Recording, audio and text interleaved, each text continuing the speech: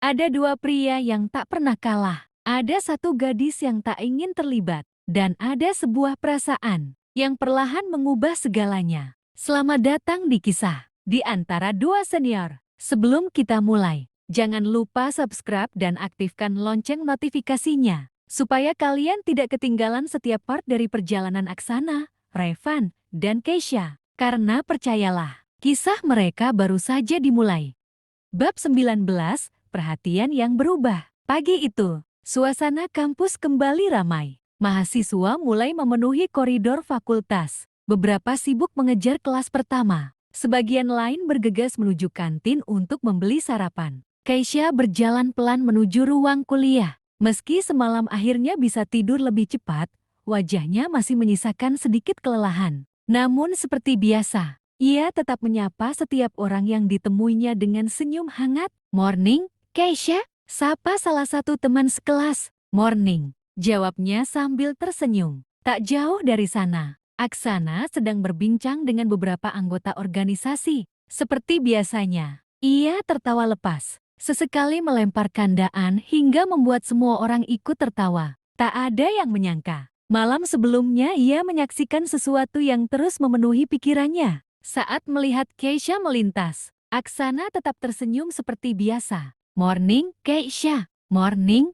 Kak," balas Keisha ramah. Tidak ada yang berubah. Ramah, hangat, setidaknya. Begitulah yang terlihat. Rapat kecil organisasi dimulai setelah jam kuliah selesai. Aksana berdiri di depan sambil membawa daftar kegiatan seminar. "Oke, kita bagi tugas." Semua anggota mulai memperhatikan. Divisi publikasi, Sinta dan Dimas. Perlengkapan, Riko dan Hana. Konsumsi, Arga. Beberapa anggota saling berpandangan. Biasanya, nama Keisha hampir selalu muncul. Hari itu, tidak. Keisha mengangkat tangan. "Kak, iya, aku kebagian apa?" Aksana tersenyum kecil. "Kamu, iya, tugasmu hari ini. Pulang lebih cepat." Ruangan langsung dipenuhi tawa. Keisha ikut tertawa. "Serius, Kak, serius?" Aksana mengangguk. Yang lain juga harus belajar kerja. Masa organisasi cuma mengandalkan satu orang?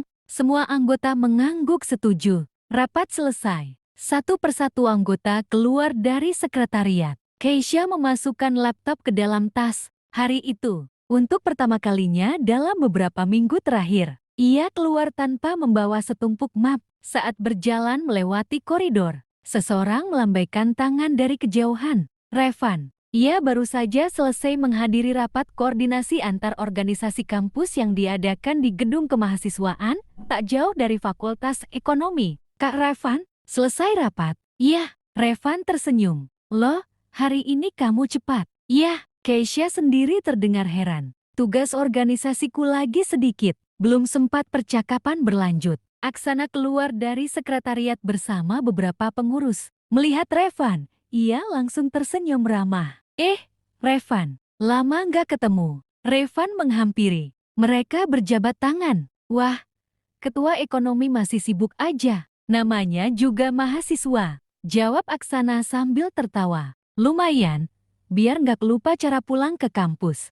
Candaan itu membuat mereka bertiga tertawa. Beberapa menit mereka mengobrol ringan tentang seminar kampus, tentang agenda PEM, tentang kegiatan fakultas. Keisha lebih banyak mendengarkan. Baru kali itu ia melihat Aksana dan Revan berbincang santai. Ternyata mereka cukup akrab. Sebelum berpisah, Aksana menoleh ke arah Keisha. "Jangan begadang lagi." Nada suaranya tetap ringan, seperti seorang kakak yang mengingatkan adiknya. Keisha tersenyum malu. "Aku usahakan." "Jangan diusahakan." Aksana terkekeh. "Dilaksanakan." Keisha tertawa kecil. "Siap, Kak." Revan memperhatikan percakapan itu. Tidak ada yang aneh. Aksana memang ramah kepada siapa saja. Itulah yang selama ini dikenal semua orang. Namun, entah mengapa, hari itu, Revan merasa perhatian Aksana kepada Keisha sedikit berbeda. Belum ada rasa cemburu, hanya sebuah firasat kecil